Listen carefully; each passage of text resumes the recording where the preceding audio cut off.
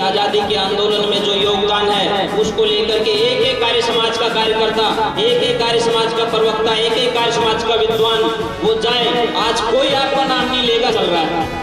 ऐसा ना हो कि आने वाले समय में, और मैं अक्सर ये कहता हूँ, जो पीढ़ियां अपने पूर्वजों की विरासत को भूल जाती हैं, भूगोल में उनको कहीं जगह नहीं मिलती है। और ऐसा ना हो कि इतना बड़ा योगदान करने वाला आर्य समाज का भविष्य में कोई नाम निलवाना ना मिले। माध्यम से वो मुसलमानों से मिलेंगे, आपके खिलाफ बोलेंगे। जड़ तो हम पैदा कर रहे हैं। भूमिका रखी बहन अंजलि जी ने, उसको समझते हुए किन परिस्थितियों में हम लोग आजाद हुए, इसको समझते हुए आगे सोचने की आवश्यकता है। हम भारत माता की जय इसलिए बोलते हैं क्योंकि जिन आदर्शों को ऋषि मुनियों ने स्थापित किया था उनको आगे बढ़ा करके अपनी जिम्मेदारी समझते हुए हम क्या कर सकते हैं, ये एक जिम्मेदारी का बोध कराने की बात है। महर्षि ध्यान की जय हम इसलिए बोलते हैं कि जब तक हमारे शरीर के अंदर एक भी श्वास बाकी रहेगा या खून का एक भी कतरा बाकी रहेगा, हम ऋषि ध्यान के कार्यों को, उनकी मान्यताओं को, उनके विचारों को, उनके सिद्धांतों को जन जन तक पहुंचाने का काम करेंगे। पूरे देश के अंदर आजादी का अमृत महोत्सव मनाया जा रहा है। हम श्रावणी पर्व का कार्यक्रम कर रहे हैं। आचार्य जी ने भी श्रावणी के ऊपर बहुत कुछ बोला होगा, वो विद्वान हैं, बोलते हैं।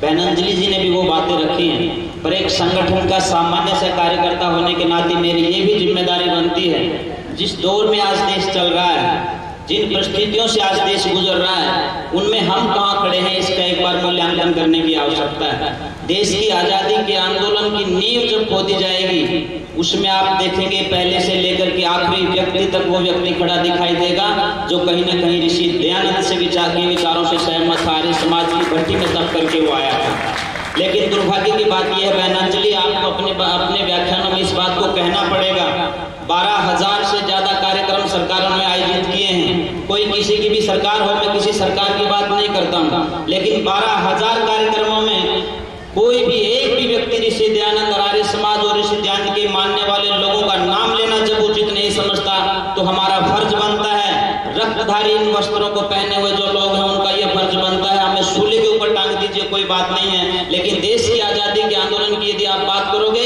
उसमें से ऋषि दयानंद को हटा दोगे तो बात नहीं बनेगी। श्याम जी कृष्ण वर्मा को यदि आप हटा दोगे, लाला लाजपत राय को आप हटा दोगे, उसके बीच में से शहीद आजम भगत सिंह की संलालिया उनके दादा अर्जुन सिंह जी को हटा दोगे तो बात नहीं बनेगी। पंडित राम प्रसाद बिस्मिल को आप हटा दोगे तो बात बनेगी नहीं। और जिस संगठन का इस देश की आजादी में सबसे बड़ा योगदान है, उसको दरकिनार किया जा रहा है। मुझे दुख होता है यह कहते हुए, पिछले दिनों जब यूजीसी की सूची में से दार्शनिकों के नाम हटाने लगे तो महर्षि ध्यान का नाम सबसे पहले हटा दिया गया। और राजनेताओं को भी और आर्य समाज के नेताओं को साफ सुन जाता है, वो बोलते नहीं है। हम लोग सड़कों पे आए और उसका परिणाम ये आया, हुआ है नहीं हुआ का नहीं पता, एक पत्र जरूर आया सरकार की तरफ से कि हम दोबारा से महर्षि ध्यान का नाम दार्शनिकों की सूची में जोड़ रहे हैं। मैंने एक लेख पढ़ा अमर उजाला के अंदर, उसमें दिखाया किसी व्यक्ति ने ये संघर्ष किया और शायद इसका फलाने संगठन से संबंध रहा होगा, इसलिए वो संगठन भी बहुत बड़ा देशभक्त है। मैं कहना चाहता हूँ, आर्य समाज जिसकी भट्टी में तप करके हजारों नौजवानों ने अपने आप को इस आजादी की बलि वेदी के ऊपर आहूत किया है, उनके नाम लेते समय आपकी जीभ क्यों रुक जाती है, आपका मुंह क्यों सूख जाता है? कितने लोगों को यह बात याद होगी जब 1919 में 13 अप्रैल के दिन जलियांवाला बाग हत्याकांड हो जाता है, उसके बाद उस कांग्रेस की, उस समय जो कांग्रेस थी, वो आजादी का दूसरा नाम था, जिसको आजकल के चाहे कोई राजनेता हो, चाहे फिल्मी हीरो हीरोइन हो, वो उन लोगों को बदनाम करने का काम करते हैं। आप गांधी जी की विचारधारा से कितने सहमत है एक अलग बात है। आप शहीद आजम भगत सिंह की विचारधारा से सहमत है एक अलग बात है। लेकिन ये आपको अधिकार किसने दे दिया कि आप गांधी को गाली देंगे और आप शहीद आजम भगत सिंह को गाली देंगे? मैं पूछना चाहता हूं, शहीद आजम भगत सिंह को आतंकवादी कहा आपसे 15 दिन पहले पंजाब के एक सांसद ने, और एक भी किसी राष्ट्रवादी संगठन का दंभ भरने वाले किसी व्यक्ति का एक बयान नहीं आता कि आपकी हिम्मत कैसे हो गई शहीद आजम भगत सिंह को आतंकवादी कहने की। ये एक ही थाली के चट्टे पट्टे सारे राजनेता लोग अपनी स्वार्थ सिद्धि के लिए काम करते हैं। एक ही रूम के अंदर बैठ करके प्लानिंग बनती है। आप इस कमरे में बैठ करके शहीद आजम भगत सिंह को गालियां देंगे, दूसरे व्यक्ति को कहेंगे आप महात्मा गांधी को गाली देंगे। अरे जिन लोगों ने अपनी 4-4 पीढ़ियां देश की आजादी के लिए खपा दी, आप उनको गालियां देंगे। और तुम लोग उस समय क्या कर रहे थे, किस कोने में आप लोग बैठे हुए थे? आज आप सबसे बड़े ठेकेदार बनोगे। जिनका कोई योगदान नहीं, वो एक कोने में महात्मा गांधी जी को गाली देंगे, दूसरे शहीद आजम भगत सिंह को गाली देंगे। ये एक बहुत बड़ा षड्यंत्र चल रहा है। ऐसा ना हो कि आने वाले समय में, और मैं अक्सर ये कहता हूं, जो पीढ़ियां अपने पूर्वजों की विरासत को भूल जाती हैं, भूगोल में उनको कहीं जगह नहीं मिलती है। और ऐसा ना हो कि इतना बड़ा योगदान करने वाला आर्य समाज का भविष्य में कोई नाम लेवाना ना मिले। आज हमें आवश्यकता ऋषि ध्यान की मान्यताओं की पुनर्स्थापना की है। जिन सपनों को लेकर के शहीद आजम भगत सिंह, राजगुरु सुखदेव, स्वामी स्वतंत्रानंद की बात कीजिए, आपकी बिल्कुल नजदीक में वो लोग रहते थे, स्वामी श्रद्धानंद और श्याम जी कृष्ण वर्मा, जो सारे क्रांतिकारियों के गुरु थे, वो संस्कृत के प्रोफेसर थे। महर्षि दयानंद सरस्वती ने उनको लंदन भेजा, लंदन में इंडिया हाउस बनाई, होम रूल लीग सोसाइटी की स्थापना उन्होंने वहां पर की। और 1911 में लाला लाजपत राय ने अमेरिका में जाकर के होम रूल की स्थापना की। इतने बड़े बड़े काम करने वाले जो व्यक्ति हैं, यदि आप उनका आजादी के आंदोलन में एक महोत्सव मना रहे हैं और उनका नाम आप लोग लेना नहीं चाहते हैं, तो इसके अंदर कहीं न कहीं षड्यंत्र की बू आती है। आप छोटे से छोटा जिस व्यक्ति का योगदान है, उस व्यक्ति को भी हमें धन्यवाद करना पड़ेगा। आज हम खुली हवा में सांस ले रहे हैं। अंजलि बहन जी ने बहुत कड़वी बातें भी कही हैं, लेकिन हमारे ऊपर ये बैन लगने लगे हैं, रामनिवास उसके भुगत भोगी हैं, कि हम मंच से अपनी बात नहीं कह सकते, कहेंगे तो हमारे खिलाफ FIR होगी। मेरे खिलाफ FIR हुई, डॉक्टर वेद प्रताप वैदिक के खिलाफ FIR हुई होंगी। और कब तक? जब तक हम अपने इन पूर्वजों के इतिहास को लोगों के सामने नहीं रखेंगे, हम लोग दरकिनार कर दिए जाएंगे। मैं 1919 की बात कर रहा था आपके सामने। जलियांवाला बाग का हत्याकांड होता है और कांग्रेस ही नहीं, पूरा देश दहशत में आ जाता है जब जनरल ऑडवायर ने भरी सभा में निहत्थे लोगों को मरवा दिया। 1200 राउंड फायर हुए, उसमें 350 लोग मरे। ये सरकार के आंकड़े हैं, लेकिन उस समय लोगों का कहना कि हजारों की संख्या में लोग मरे, जो गोलियों से मरे या उस कुएं के अंदर कूद करके मरे। महात्मा गांधी जी का कांग्रेस के अंदर उस समय का नया नया पदार्पण था। 16 फरवरी 1915 में जब महात्मा गांधी कांगड़ी गुरुकुल के अंदर जाते हैं और कहते हैं कि मैं उन बच्चों से मिलना चाहता हूं। जब मैं दक्षिण अफ्रीका में था, 24 साल तक वहां मैं अंग्रेजों के खिलाफ लड़ रहा था, वहां के काले लोगों की लड़ाई लड़ रहा था, तो गुरुकुल कांगड़ी के ब्रह्मचारियों ने, ये ब्रह्मचारी बैठे, ब्रह्मचारियां बैठे, आप लोगों के लिए मैं कहना चाहता हूं, उन्होंने अपना दूध बंद करके, अपनी रोटी बंद करके, वो जो पैसा इकट्ठा हुआ उस समय 1500 रुपए महात्मा गांधी जी को दक्षिण अफ्रीका भेजा कि हमें रोटी मिले ना मिले, आप अपने आंदोलन को कीजिए। महात्मा गांधी जब भारत में आए तो गुरुकुल कांगड़ी में गए। कांगड़ी में जाने के बाद स्वामी श्रद्धानंद जी ने इतिहास के तथ्य में आपको बता रहा हूं, पहली बार कहा कि मिस्टर गांधी, तुम मिस्टर गांधी नहीं, तुम किसी महात्मा से कम नहीं हो। आज से आपको महात्मा के रूप में जाना जाएगा और मैं आगे संन्यास लेकर के मैं एक सन्यासी के रूप में काम करूंगा। मैं मिस्टर गांधी को महात्मा गांधी बनाने वाले स्वामी श्रद्धानंद को आप इस आंदोलन से हटा देंगे तो बात बनेगी नहीं। 1919 में जब किसी की हिम्मत नहीं थी अंग्रेज के खिलाफ बोलने की, उस समय बात चली, तो महात्मा गांधी कहते हैं कि एक ही व्यक्ति इस काम को कर सकता है। दिसंबर 1919 में जो अधिवेशन होना है अमृतसर के अंदर, वो स्वामी श्रद्धानंद। यदि वो व्यक्ति इस आंदोलन को, इस अधिवेशन को आगे बढ़ाने की बात करता है, तो मैं मान सकता हूं कि बहुत कुछ हो सकता है, क्योंकि उन्होंने देखा था महात्मा गांधी जी ने गुरुकुल कांगड़ी में जब 60-60 हजार लोग 10-10 दिन रुकते थे, तो उनकी व्यवस्थाएं कैसे की जाती थी। स्वामी श्रद्धानंद जी ने हाँ कर दी और पूरी तैयारियां की, जैसे आज आपने तैयारियां की, और परमात्मा ने परीक्षा ली। बारिश और तूफान आया, ठीक 2 दिन पहले सब कुछ तहस नहस कर दिया। जितना भोजन की व्यवस्था थी तब सब कुछ तहस नहस हो गई। स्वामी श्रद्धानंद जी की परीक्षा का समय था।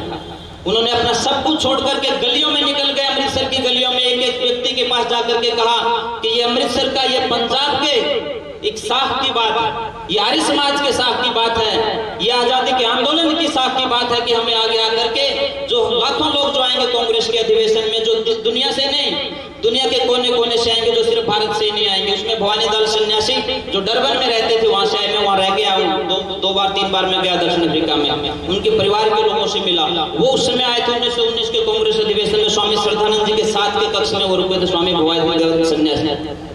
स्वामी श्रद्धानंद जी कहते हैं अमृतसर के लोगों, जो लोग आएंगे उनकी व्यवस्थाएं जो हमने की थी वो तहस नहस हो गई हैं। अब क्या करना है ये आप सोचें। एक भी व्यक्ति अधिवेशन में आया हुआ भूखा नहीं रहना चाहिए। किसी व्यक्ति को ऐसा ना हो कि उसको कोई घर ना मिले जहां वो आश्रय ना ले सके। और आप आश्चर्य करेंगे, उस अधिवेशन के अंदर पहली बार ये हुआ, बस स्टैंड के ऊपर, रेलवे स्टेशन के ऊपर आर्य समाज की और सामान्य जो अमृतसर के लोग थे हजारों की संख्या में पहुंच गए और जो भी व्यक्ति अधिवेशन के लिए आए उसको अपने घर ले जाकर के उनको भोजन करवाया और वो अधिवेशन सफल करवाया।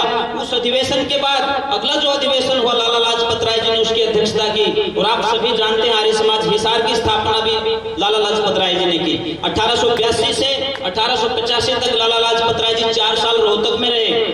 1883 में लाला लाजपत राय जी को आर्य समाज रोहतक का मंत्री बनाया गया। उस समय सब केवल हरियाणा में 5 आर्य समाजें बनी थी। 1883 में जब महर्षि दयानंद का देहांत हुआ तो केवल पूरे देश के अंदर 86 आर्य समाजें थी, जिनमें से 19 आर्य समाजें पंजाब में थी। तो उस आर्य समाज का मंत्री बनाया गया और यह कितनी गौरव की बात है, आर्य समाज के सामान्य संगठन का मंत्री कांग्रेस का राष्ट्रीय अध्यक्ष बनता है और गर्म दल का नेतृत्व करते हुए देश को आजाद करवाने की बात करता है। एकमात्र कांग्रेस का अध्यक्ष जो अंग्रेज की लाठियों के लगने के कारण जिनकी हत्या हुई या जिनका देहांत हुआ, जिनकी शहादत हुई, वो लाला लाजपत राय थे। लाला लाजपत राय कहते हैं कि आर्य समाज मेरी माँ है और ऋषि दयानंद मेरे पिता और मेरे गुरु। आप उनका नाम अगर आंदोलन से हटा देंगे तो बात बनेगी नहीं। शहीद आजम भगत सिंह की 4 पीढ़ियां इस देश की आजादी के लिए जो है शहीद हो गई, अपना सब कुछ समर्पित कर दिया। और चाचा अजीत सिंह जी का नाम शायद आपने सुना होगा। 2 ही व्यक्ति थे जिनको पहली बार अंग्रेजों ने बिना किसी मुकदमा चलाए जिनको काला पानी भेजा। एक लाला लाजपत राय जी, दूसरे चाचा अजीत सिंह जी। 1907 में जब अंग्रेज काले कानून लेकर के आए, 3 काले कानून, उसके खिलाफ पकड़ी संभाल जट्टा का नारा देकर के वो लोग चले। और उस समय एक व्यक्ति जो कर्नल था उस समय का, उसने लिखा अनरेस्ट इन इंडिया, एक पुस्तक है, वैलेंटाइन रिसोल नाम का व्यक्ति पेज नंबर 7 पर लिखता है कि जहां पर आर्य समाज है वहां पर अंग्रेज के खिलाफ विद्रोह दिखाई देता है। 1907 में यहाँ चाचा अजीत सिंह और लाला लाजपत राय को जेल के शिक्षकों के पीछे भेजना पड़ा। अभी 10 दिन पहले जैसे चर्चा की, मैं नैरोबी में था, वहाँ आर्य समाज मोम्बासा है। 1918 में इसी एक्ट के तहत जो है आर्य समाज मोम्बासा को बंद किया गया। फिर वहाँ के लोगों ने आर्य योग सभा बनाई, स्त्री आर्य समाज बनाई और 6 साल के लंबे संघर्ष के बाद उन्होंने आर्य समाज को दोबारा से खुलवाया। ऐसा नहीं कि आर्य समाज के लोगों ने सिर्फ यहाँ देश के कोने कोने में जहां पर भी अंग्रेज का राज था उसके खिलाफ आर्य समाज के लोग बोलते थे। और आज आर्य समाज का नाम लेने से इन राजनेताओं के मुंह सूख जाते हैं। हमें ये जिम्मेदारी लेनी पड़ेगी। वेद प्रचार भी तभी सार्थक माना जाएगा आज हम यदि इस मंच के ऊपर या इस खुली हवा में, गाड़ी को भगाने की स्वतंत्रता हमारे पास है, विचार को अभिव्यक्ति की स्वतंत्रता हमारे पास है। ये जो परिस्थितियां पैदा हुई हैं, इन परिस्थितियों को पैदा करने में सबसे बड़ा योगदान किसी एक संगठन का है तो उसका नाम आर्य समाज है। एक आर्य समाज का कार्यकर्ता इस आजादी की बलिवेदी के ऊपर अपने आप को, अपनी गर्दन को हथेली के ऊपर रख करके चला था, तब जाकर के आजादी आई है। बहुत लंबी बात नहीं करूंगा जगदीश जी, शायद समय हो गया होगा, पर इतना जरूर कहना चाहता हूं कि देश की आजादी के आंदोलन में जो योगदान है उसको लेकर के एक आर्य समाज का कार्यकर्ता, एक आर्य समाज का प्रवक्ता, एक आर्य समाज का विद्वान वो जाए। आज कोई आपका नाम नहीं लेगा, किसी विज्ञापन के अंदर आपका नाम नहीं मिलेगा। रोज अखबारों में खबर आ रही है, मैंने 2-3 अखबार के लोगों से बात की कि आप कर क्या रहे हैं, क्यों नहीं आप आर्य समाज के लोगों को भी उद्धृत कर रहे हैं, आप लिख करके भेजिए, हम छापते हैं अखबार के अंदर। हम लोग जब तक बोलेंगे नहीं, आर्य समाज आपस में उसकी आलोचना करती, उस विद्वान को उससे द्वेष है, वो पढ़ा नहीं, उसका स्वाध्याय नहीं, अरे वो जिंदगी आर्य समाज के लिए लगा रहा है। ये हो सकता है कि आप ज्यादा काम कर रहे हैं, जगदीश जी ज्यादा काम कर रहे हैं, मैं कम काम कर रहा हूँ, लेकिन ऋषि दयानंद का नाम लेकर के गली में खड़ा होकर के जो ऋषि दयानंद की जय भी बोलता है वो भी हमारे लिए सम्माननीय होना चाहिए। हर व्यक्ति का सामर्थ्य बराबर नहीं होता है। आज जगदीश जी अपने पोते को साथ में लेकर के आए और भी लेकर के आए होंगे। यही काम करना है आज इन बड़े बुजुर्गों को, अपनी जो आने वाली संतानें, छोटे छोटे बच्चों को आर्य समाज मंदिर में लेकर के आइए। मुझे पता उस छोटे से बच्चे को समझ में कुछ नहीं आएगा, पर जो बात बहन अंजलि ने कही कि संस्कार रूप में, बीज रूप में उसके मस्तिष्क में जो बात घुस जाएगी वो वर्षों तक भूलेगी नहीं। और यही काम आपको करना है, ये बता करके मरना है अपने बच्चों को कि देश को आजाद करवाने में सबसे बड़ा योगदान ऋषि दयानंद का था। उसकी मान्यताओं को जन जन तक पहुंचाने वाले सैकड़ों आर्य समाज के कार्यकर्ताओं का था, जो जेल के अंदर बैठ करके अभिवादन में नमस्ते जी बोलते थे। पट्टाभी सीतारामैया लिखते हैं कांग्रेस के इतिहास के अंदर, ये तो कहीं नहीं लिखा, आर्य समाज के विद्वान बोल देते हैं कि 85%। वो कहते हैं कि जब जेल का सर्वे हुआ उसमें अधिकांश लोग नमस्ते जी कह करके बोलते थे, क्योंकि उस समय सिर्फ और सिर्फ आर्य समाज के लोग नमस्ते जी बोलते थे, बाकी का अभिवादन का तरीका दूसरा होता था। वो कहते हैं कि वो साप्ताहिक यज्ञ करते थे, प्रतिदिन संध्या करते थे, और विशेष बात ये थी कि जब वो सोने के लिए जाते थे तो उनके सिरहाने सत्यार्थ प्रकाश होती थी, जिसको पढ़ करके वो आजादी की बलिवेदी पर अपने आप को आहूत करने के लिए तैयार होते थे। पंडित राम प्रसाद बिस्मिल का नाम आपने सुना होगा। मेरी तरह से कोई सन्यासी, सोमदेव जी नाम के सन्यासी बैठे हैं और बोल रहे हैं कि यदि जीवन बदलना चाहते हो तो पीछे जो पुस्तकों का स्टॉल लगा हुआ है उसमें सत्यार्थ प्रकाश नाम की एक पुस्तक है, 4 आने में वो आती है, उसको लेकर के जाएं और उसको पढ़ करके अपना जीवन बदलें। उस समय राम प्रसाद बिस्मिल में ऐसी कोई बुराई नहीं थी जो एक व्यक्ति में हो सकती है, और जब उस व्यक्ति ने उस सत्यार्थ प्रकाश को पढ़ा उसका जीवन बदल गया।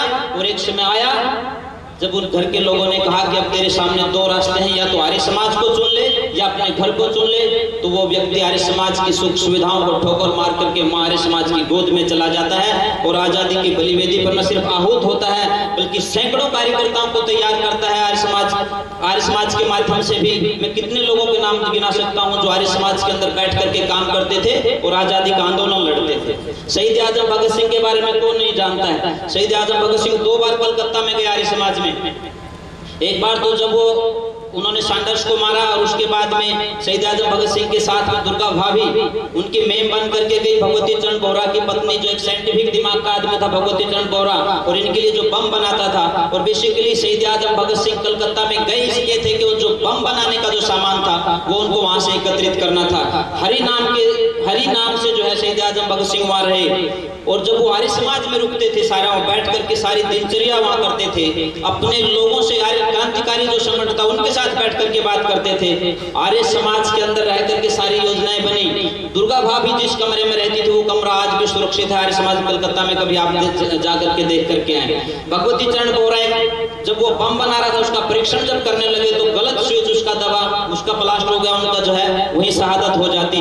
आर्य समाज के अंदर कितने लोग यही गुरुकुल इंद्रप्रस्थ के अंदर शहीद आजम भगत सिंह और चंद्रशेखर आजाद और मैं नेताजी सुभाष चंद्र बोस तक यहाँ इंद्रप्रस्थ के तहखाने में आकर के रुकते थे। गुरुकुल कांगड़ी के बारे में तो रेमजे मैकडोनल्ड जैसे लोग ये बात कहते थे, एंड्रू जैक्सन डेविस जैसे लोग ये कहते थे कि यहाँ तो बम बनाए जाते हैं। स्वामी श्रद्धानंद जी से जब वहाँ के प्राइम मिनिस्टर यहाँ भारत में आए देखने के लिए, उन्होंने कहा कि मैंने सुना आपके यहाँ बम बनाए जाते हैं। स्वामी श्रद्धानंद जी कहते हैं कि बिल्कुल बम बनाए जाते हैं, आइए मैं आपको बम दिखाता हूँ। जिस तरह से हमारे ये ब्रह्मचारी आए गुरुकुल धीरनिवास से, ये बेटियां आई हैं सुबह बैठ करके जब यज्ञ करती हैं तो स्वामी श्रद्धानंद जी ने अपने ब्रह्मचारियों को यज्ञशाला में बुलाया और बैठ करके, वो खुली यज्ञशाला थी बाहर, अब तो सिर्फ वो यज्ञशाला का नीचे का पोर्च बचा हुआ है, ऊपर छप्पर नहीं है।